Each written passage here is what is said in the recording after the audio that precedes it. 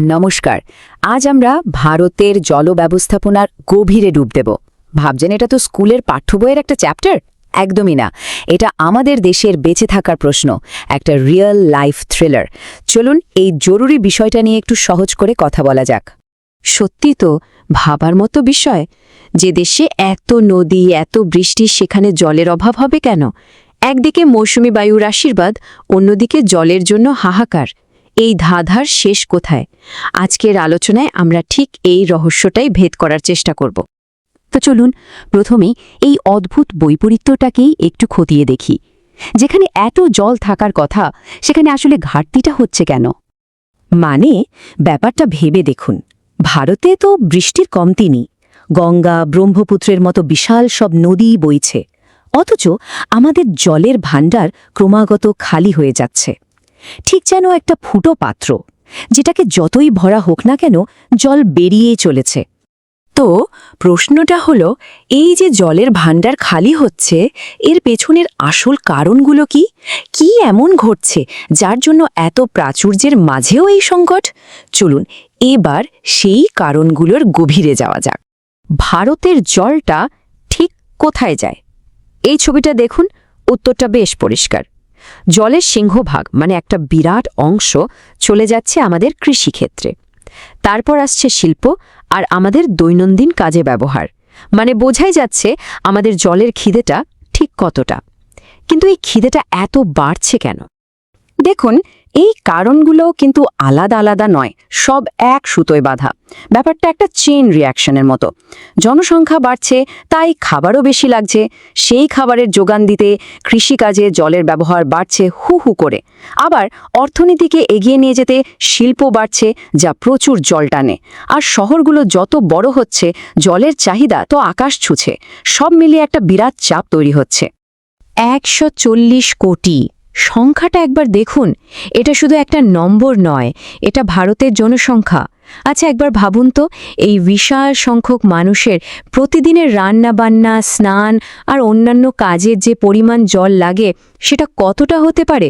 সম্ভবত একটা ছোটখাটো নদী হয়ে যাবে। এই সংখ্যাটাই আমাদের জল সংকটের স্কেলটা বুঝিয়ে দেওয়ার জন্য যথেষ্ট।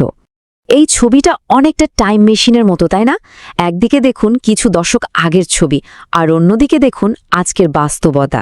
খাদ্যশস্য আর শিল্প উৎপাদন দুটোরই চাহিদা যেন রকেটের গতিতে বেড়েছে, আর এই চাহিদা মেটাতে জলের ব্যবহারও বেড়েছে লাফিয়ে লাফিয়ে। পার্থক্যটা সত্যিই চোখে লাগার মতো। তো সমস্যা তো অনেকগুলো দেখলাম। এখন প্রশ্ন হলো, এই বিরাট চ্যালেঞ্জের মোকাবিলা ভারত কিভাবে করছে? এর কি কোনো বড় সমাধান আছে? হ্যাঁ আছে, আর সেটাই আমাদের আলোচনার পরের অংশ।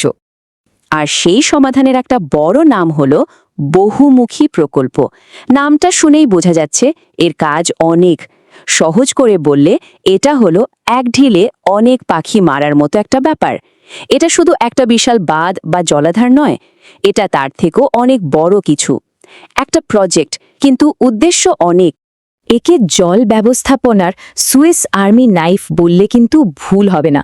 ভাবুন একবার, একটা ছোট্ট টুল, অথচ তাতে কত কিছু থাকে। আমাদের এই বহুমুখী প্রকল্পগুলো ঠিক সেই রকম। একটাই প্রকল্প, কিন্তু তা দিয়ে সেচের কাজ হচ্ছে, বিদ্যুৎ তৈরি হচ্ছে, আবার বন্যাও সামলানো যাচ্ছে। মানে অল ইন ওয়ান সলিউশন। তো এই যে অল ইন ওয়ান সলিউশনের কথা বললাম, এটা ঠিক কিভাবে কাজ করে?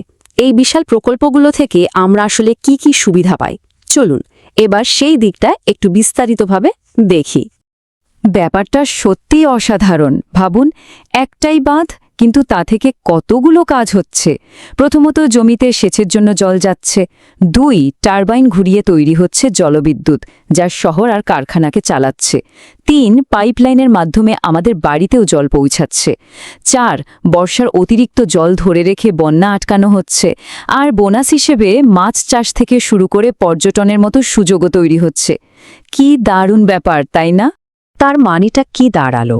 এর প্রভাব কিন্তু বিরাট। সেচের জল আমাদের খাদ্যের যোগান নিশ্চিত করছে, জলবিদ্যুৎ দেশের অর্থনীতির চাকা সচল রাখছে, আর বন্যা নিয়ন্ত্রণের ফলে কোটি কোটি মানুষের জীবন আর সম্পদ রক্ষা পাচ্ছে। এক কথায়, এগুলো শুধু জলের প্রকল্প নয়, এগুলো দেশের উন্নয়নের ভিত। কারণ জলই তো জীবন, আর এই প্রকল্পগুলো সেই জীবনকে আরও সুরক্ষিত করছে। তো আমরা পুরো বিষয়টা দেখলাম, ভারতের জলসংকট, তার কারণ আর তার একটা বড় সমাধান। আলোচনাটা এবার আমরা প্রায় শেষের দিকে নিয়ে এসেছি, কিন্তু একটা শেষ প্রশ্ন এখনো বাকি। এই কথাটা কিন্তু আজকের পুরো আলোচনার সার। জল শুধু একটা প্রাকৃতিক সম্পদ নয়, এটা একটা দেশের ভবিষ্যৎ গড়ার চাবিকাঠি। জলের সঠিক ব্যবস্থাপনা মানে শুধু আজকের সমস্যার সমাধান নয়, আগামীর সম্ভাবনাকে খুলে দেওয়া। আর এখানে আমাদের আজকের আলোচনা শেষ হচ্ছে একটা বড় প্রশ্ন রেখে। পৃথিবী পাল্টাচ্ছে, জলবায়ু পাল্টাচ্ছে, আমাদের চাহিদাও বাড়ছে। আজকের এই বিশাল প্রকল্পগুলো কি ভবিষ্যতের জন্য যথেষ্ট হবে, নাকি আমাদের জল সুরক্ষার জন্য নতুন কিছু ভাবতে হবে? পরবর্তী প্রজন্মের সমাধানগুলো দেখতে কেমন হবে? এটা একটা বড় প্রশ্ন যা আমাদের সবাইকে ভাবতে হবে।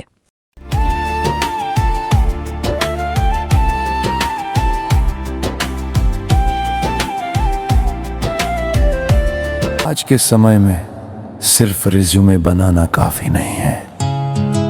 जरूरी है कि लोग आपको समझें, आपकी स्किल्स को जानें और आपकी कहानी सुने। आज सोशल मीडिया पर जो दिखता है वही बिकता है। इसीलिए हम लाए हैं रिज्यूम एक्सप्लेनेशन वीडियो सर्विस, जहां आपका रिज्यूम ये प्रोफेशनल तरीके से ये आसान भाषा में समझाया जाता है। देखो, इससे बनती है आपकी करियर रेपुटेशन और मजबूत होती है आपकी सोशल रेपुटेशन। जब आप अपना रिज्यूम वीडियो सोशल मीडिया पर शेयर करते हैं तो लोग आपको सिर्फ नाम से नहीं, आपकी काबिलियत से पहचानते हैं। क्योंकि आपकी पहचान मायने रखती है।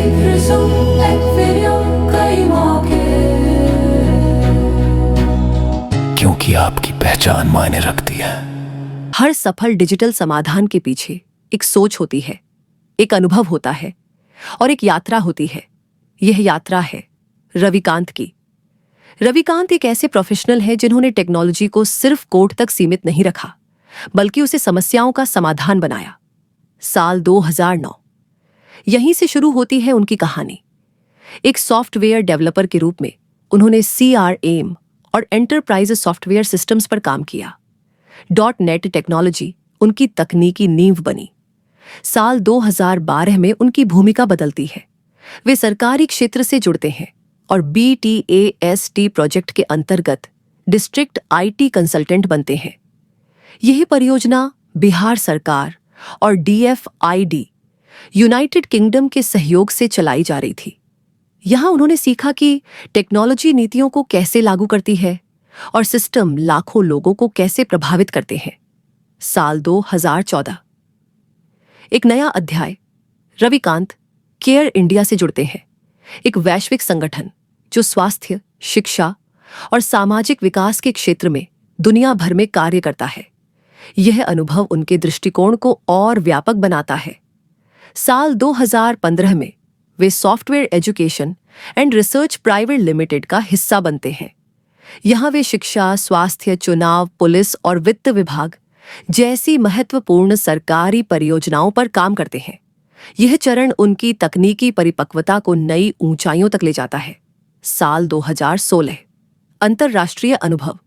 रविकांत IPE ग्लोबल के साथ काम करते हैं, एक संस्था जो 100 से अधिक देशों में विकास परियोजनाएं संचालित करती है। लेकिन साल 2017 में एक बड़ा निर्णय लिया जाता है, स्वतंत्र रूप से कुछ अपना बनाने का। परिवार, मित्रों और प्रोफेशनल पार्टनर्स के सहयोग से वे कस्टम सॉफ्टवेयर और वेबसाइट डेवलपमेंट की सेवाएं शुरू करते हैं। साल 2018 से उनका फोकस स्पष्ट होता है, स्कूल ERP सॉल्यूशंस, ऐसे समाधान जो स्कूलों के शैक्षणिक और प्रशासनिक कार्यों को डिजिटल, सरल और प्रभावी बनाते हैं। साल 2019 में सफल साझेदारियों के साथ यह कार्य और तेजी से आगे बढ़ता है।